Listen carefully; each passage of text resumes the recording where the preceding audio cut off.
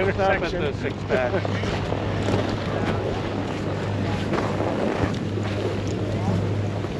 There you go, Lord Luke. Alrighty.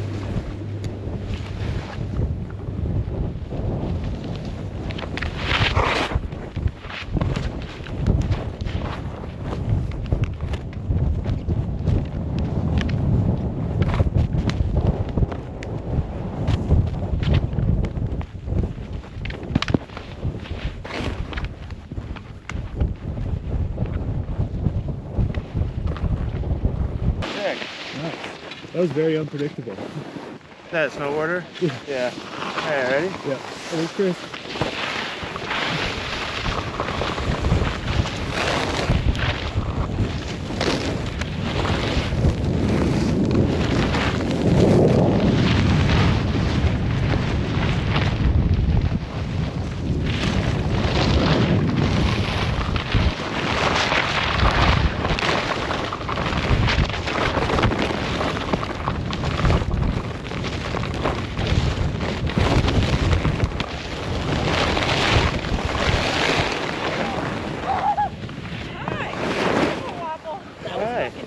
Yeah.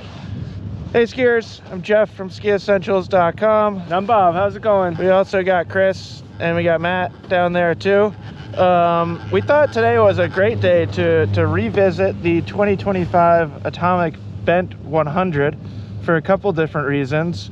Bob, you now own a pair. I own this pair. Yeah. And it has kind of become, so far, your early season ski. Yeah, 100% of the time so far. Yeah, three out of 3 3 days.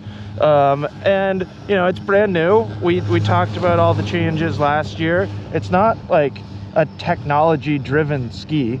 No. And we've had that conversation plenty of times over the years, is that a wood core twin tip with a good shape can be a heck of a lot of fun. And just super useful. You know, Yeah. That's kind of what Totally. I'm relearning being on this a lot of the time. Now, we posted like a short reel recently from opening day, and there was a comment there that also inspired this video, and somebody said, I'm gonna mess up the exact quote, but somebody said something like, skiing on the bents never looks like fun, or it never looks good. I think they said it looked bad. Or yeah, it looked bad. And like, I can understand that if you're looking at it through the lens of just carving performance, and I feel like that's been like a trendy conversation recently, is like, do the bents carve? And you know, that's a whole nother conversation. But my reaction to reading that comment was, boy, they sure don't feel that way. No, and that was kind of part of my response, was like, I almost don't care if it looks bad. Like, it feels good. Right. You know, it feels good on my feet, and I understand kind of the benefits of the ski, right, from a bunch of different perspectives. But no one should, or I hope no one does, go into a Bent 100 with Enforcer 99 expectations. Sure. Or like Maverick 95 there's Ti. Yeah, there's a lot. Yeah. So yeah, it's like, of course it's not the best carving ski in the world. Yeah. Of course it has limitations, and you can feel that. Like, you can feel where you lose torsional stiffness on like firm snow. But it's like the sum of everything else that makes it such a fun ski. Yeah. And like, we kind of make a living of defining skis and describing skis, but with something like this, it's almost the more indescribable qualities that make it so appealing to so many people. I mean, there's a ton of them out there in the world. Right. And myself included. Right. The intuitiveness. Yeah. And like the ease of use. Not just from like the skiing perspective, just like grab it out of your garage and go to the mountain and you're probably going to have a great time. Yeah. This is definitely going to be the bulk of my time. So it's kind of, you know, it's all about what's important to you. Right. Like what are your goals? What makes skiing rewarding to you? And if it's just carving groomers and you're considering a Bent 100, you've been steered in the wrong direction. Correct. So we're almost at the top here.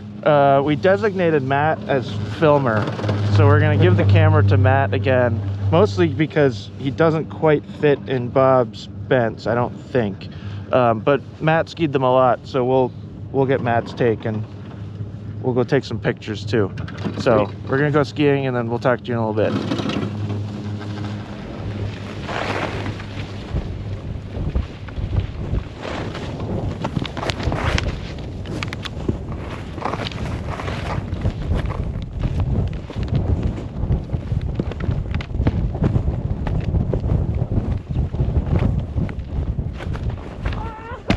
Be on the inside of you here. Right.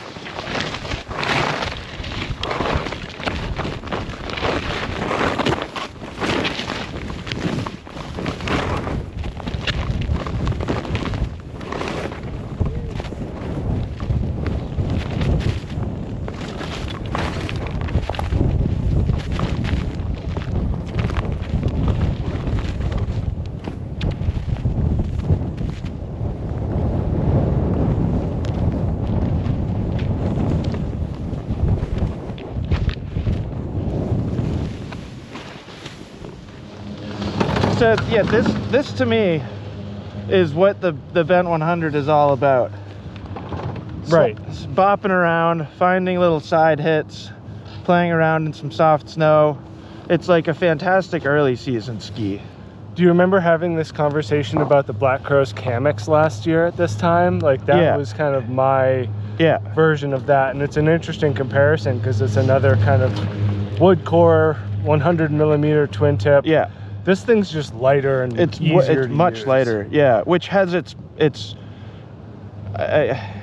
has its positives and negatives. Yeah. Like it's really easy to put it wherever you need it to go, but then once it's where you need it to go, if you hit something, it's no longer where you want it to be. It goes the other way. But it's like it's also really easy just to get it back. Yeah. You know, so it can get pushed around and deflected, but yeah, it's not bad. No, and I think that the stability of the skier counts a lot too. We talked about this back in our Soul Rider days. Really important for this ski. Like, the ski is not stable intrinsically. Correct. But if you're a stable skier and you're willing to make that bargain, then there's a big payout.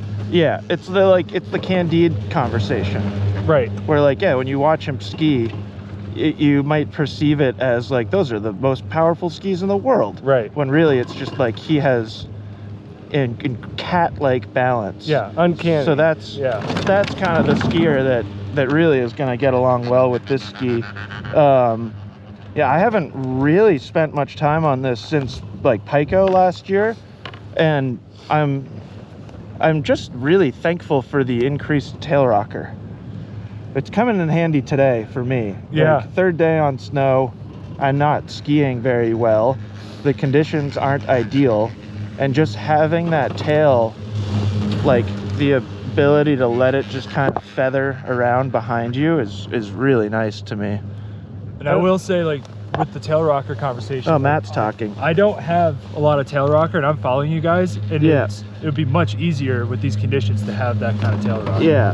And also, like, it's very plain to see when I'm filming you guys how much more playful and like your take on what is open. There's not a lot here, and it's a perfect ski to see the mountain in that way, where you're trying to find little hits and jibs and be playful. It's very easy to see that when I'm watching you guys filming you and then seeing everyone else that that's on the mountain too. No, it's 100% a ski that like encourages creativity and playfulness.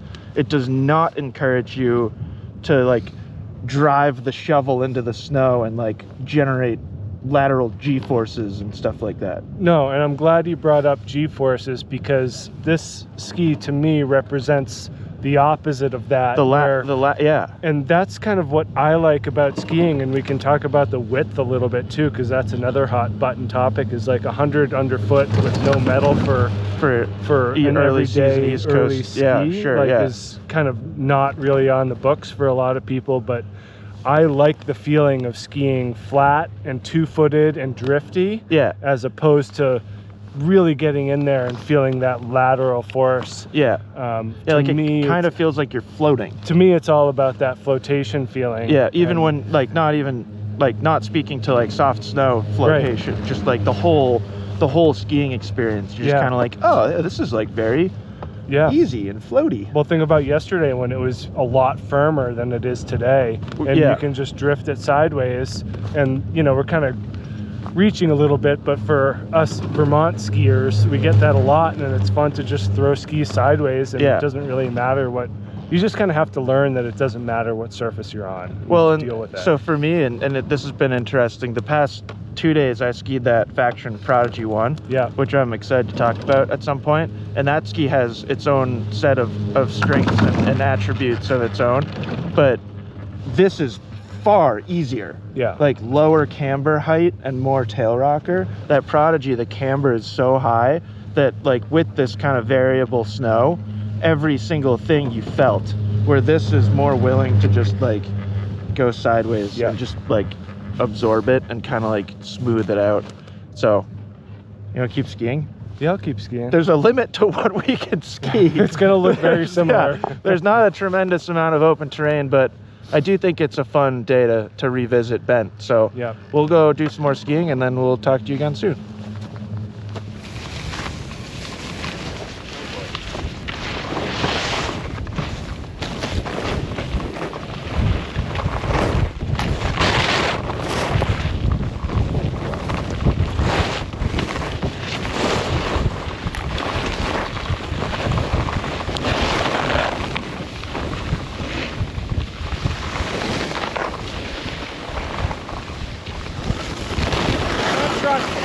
Nope. Thank God for tail rockers.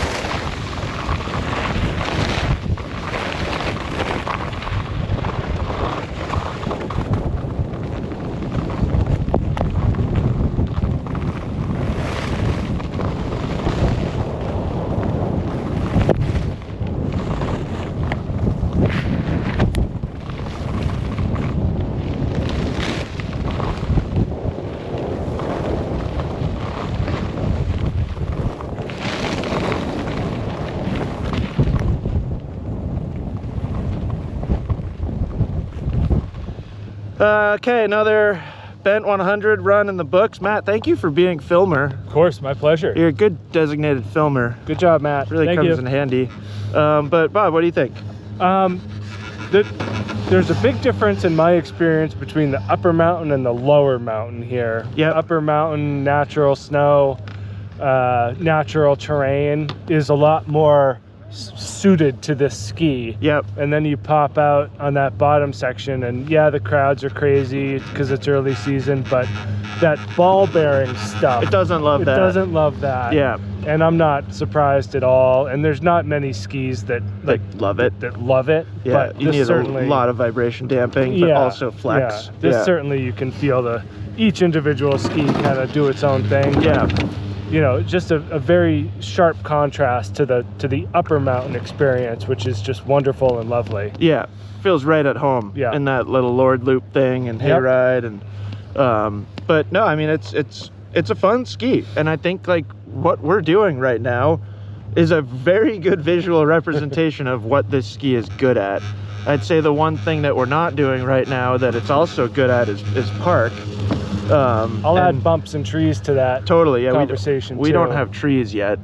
We kind of have bumps. Hayride's sort of bumpy. It's bumpy, but I wouldn't go so far as to say it's bumps. Moguls. No, but it is great in that regard. Yeah. Now, you're on the 186, correct? Yeah. And that's your personal pair of 186 bent 100s. Are you right on the factory recommended line? Yes. So, I'm also skiing the 186 right now, which I didn't realize until I took them out of my roof box this morning. Yeah, that's the one. That's the one that we have. I generally ski this shorter, and I think like my assessment of the 186 is doing this stuff. I prefer the 186. I'm also skiing them at +2 right now, where like usually for me I would go all the way to +6, the furthest forward line, and then ski the 179. Yeah. So that's kind of my take, is if I take park out of the equation, I want to go longer on this 186, and I want to be more closer to a traditional mount point. I mean, it's still a more directional ski than a symmetrical twin tip. Correct. You know, there's obviously a park application here, but it's more of a directional free ride / all mountain style. So it's, you know, we've gotten some questions about mount points, specifically with the bent 90s. People wanting to go center, and it's like, it's a directional ski with like minimal tail rocker. Like shouldn't go true center. I think that +6 is the limit, and we've talked about that before. I feel like that just came up recently with a customer. All the time. And I usually recommend exactly what you're talking about, like +2 if you're doing half and half. Or +3. Like some park, +3. But if you're going to be just in the park, definitely that +6, but no further forward, or else you're also going to be too far forward over the camber. And even on the bent 90, that has a lot of park applications. A lot of people use that just for park. Still, I would recommend +6. +6 is the limit. Max. Being too far forward in the camber profile is awful. Terrible. And I've ruined skis that way, or at least like had to remount them several times. Took me 38 years to learn. It's a path you must walk. Yeah, I suppose. So we're all getting pretty tired, but we're gonna, I mean, we at least have to ski down. Maybe we'll do another. And then we'll have a quick chat to round up this experience. But I think this was a worthwhile revisit to the Bent 100. I probably won't ski it again for a while. Right. Like maybe all season. I'll probably ski it 100 a bunch more. So at least for me, it's nice to like have a reminder, a little Bent 100 refresher. So we're gonna go skiing, and then we'll talk to you in a little bit. All right, I'm tired. Early season, Jeff apparently has 8,000 vertical feet in his legs until I just fall apart. It's a lot of turns. And that's another thing I'm thankful for, is that easy to turn. Like we're on a mantra or something like that. That's fighting against you. That was a fun run. Like, I really appreciate how easy it is to just throw this thing sideways, just dump speed like so easily, even in that like weird snow conditions.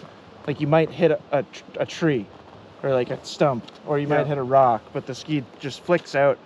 I did like try and carve, and those were the moments where I was like, in my head, I was like, well, now I want an Enforcer 99. Right. Because it's just such a different feeling. But I'm pretty sure there's video evidence that those technically were carves.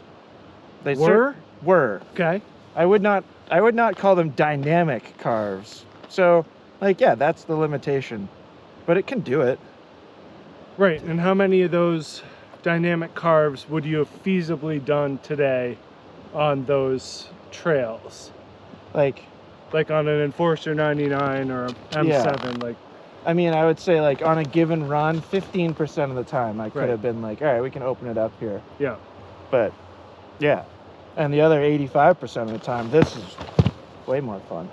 But the season will change. Once more terrain opens, go fast. Yeah, and I don't mind going fast straight on these, but you sure can't just throw it into a high-speed GS carve at a moment's notice. Nope.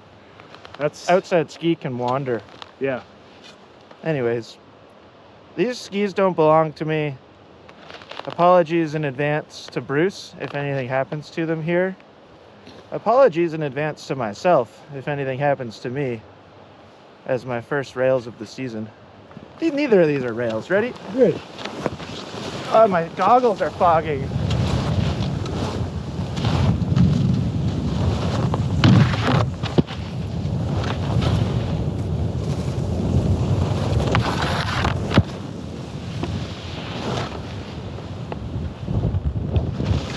Great start. That's it. Nice. We're done now.